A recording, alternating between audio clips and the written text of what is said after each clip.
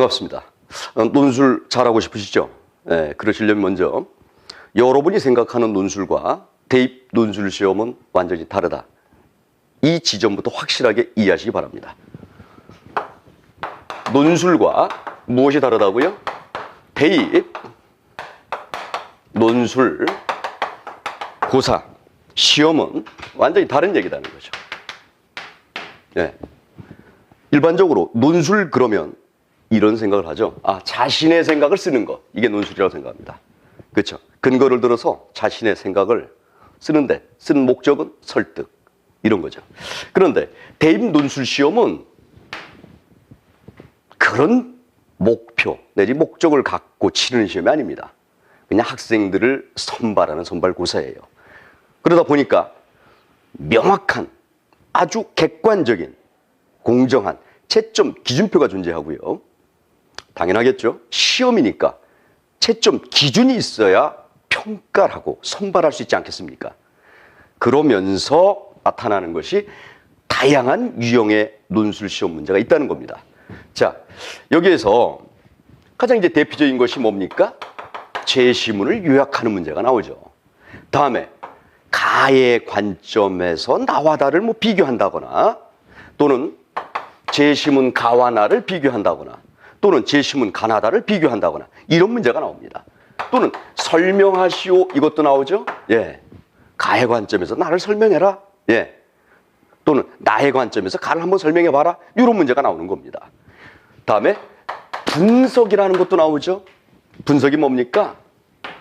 자, 이렇게 이해하시면 돼요. 텍스트를 쪼개서 우리가 꼼꼼하게 따져보는 건데, 이것도 언제나 가의 관점에서 나를 분석하라. 이런 식으로 나옵니다. 자, 그런데 학생들이 가장 어려워하는 분석은 당연히 표나 그래프를 분석하는 것. 이 자료 해석을 매우 어려워한다. 그렇죠? 여러분, 자료 해석을 할 때 이것은 명확하게 아주 답이 있겠죠. 예. 그냥 자신의 생각을 창의적으로 개진하고 논증해가는 그런 형태가 아니라는 겁니다. 다음에요, 평가시오도 나오죠. 역시 가의 관점에서 나를 평가해라. 다음에 비판하시오가 나옵니다. 또는 반론을 제기하시오, 이런 것이 나오죠. 그러나 이것도 가의 관점에서 나를 비판하고 나의 관점에서 가를 비판해라, 이렇게 나오죠. 다음에 마지막으로 논술하시오 또는 대안을 제시하시오, 이런 문제가 나오죠. 여러분이 생각하는 논술, 자, 여기 한번 나오네요. 여기 한번 나와요. 그렇죠? 네. 자, 그러다 보니까 여러분 같은 경우에는 논술하면서 매우 어려움을 겪으면서 이런 고민을 토로합니다. 네, 실제 논술 그랬을 때는 나는 선생님 논술 처음인데요. 나는 논술을 써본 적이 없는데요. 네, 그런데 제가 이 부분을 설명을 하면서 반복적으로 했던 이야기가 뭡니까? 이거죠. 가의 관점에서 나를 비교하고, 가에서 나를 설명하고, 가에서 나를 분석하고, 가의 관점에서 뭐를 평가하고, 가의 관점에서 비판하고. 그럼 논술하시오는 또 어떻게 합니까? 보통 이제 종합 세트처럼 출제가 되는데, 가의 관점에서 나와 다를 비교하고 이에 대한 자신의 생각을 논술하시오.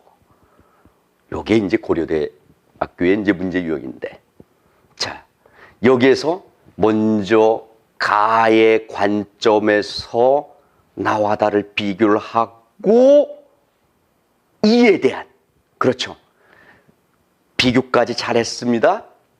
이제 어떤 주제에 대해서도 여러분들이 충분히 숙지를 했죠. 그리고 나서 이 핵심 쟁점에 대해서 자신의 생각을 논술하는 거. 자, 그러다 보니까 마음껏 자신의 생각을 자유롭게 서술하는 글쓰기, 독서 논술이 아니라는 겁니다. 아시겠죠? 즉, 논술 시험은 채점 기준표가 존재하고 이 채점 기준표에 따라서 학생들의 이해 분석력 이걸 평가를 한다. 이게 가장 중요하고요. 다음에 물론 자신의 생각을 뭐뭐해라, 대안을 뭐뭐해라. 이건 논증력도 평가를 하죠.